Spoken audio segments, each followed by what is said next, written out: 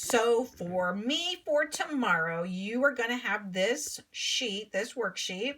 It's retelling of folktales and fables. And I want you to think about the most important things that we discussed today about what happens in the beginning, the middle, and the end of the story. And then I want you to write down the moral of the story. So in the beginning, you're going to write the title, The Tortoise and the Hare. Tell me what happened in the beginning. It was a very short story, but there was a beginning, a middle, and an end. What are the most important things?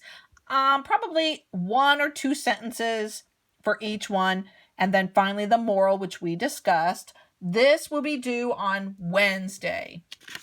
Let me go over what you're going to do on Thursday. So we're going to talk about habitat hijinks. Okay. So I want you to reimagine the fable that we just read, but you're going to put it in a different habitat. And we've talked a lot about habitats in science.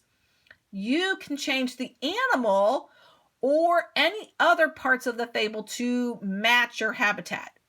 So you're going to use words and pictures to show what happened in the beginning, the middle, and the end of your fable. So let's say Michael K is going to use a penguin, and he's probably going to use the Arctic for his habitat, but you're going to use the same types of characters.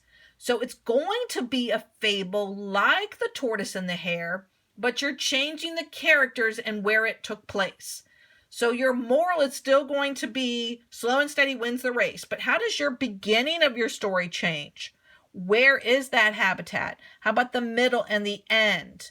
Okay, you can have any kind of animal. I've got some up here. I've got some ideas, but this is certainly not limited to what you can have. The Arctic, in a forest, in the ocean, in the desert, in a city.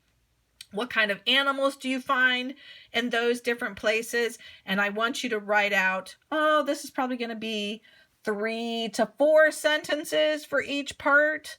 Okay. And if you need more room, you can use the back.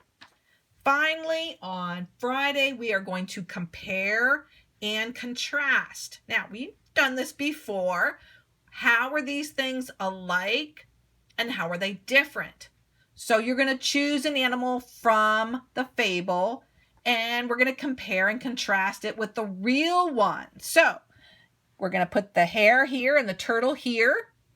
So the hare or the tortoise, you're going to tell me which one you picked. The character, let's say we picked the hare. What is the character in the story like? And then how is a real rabbit? What are the things about a real rabbit?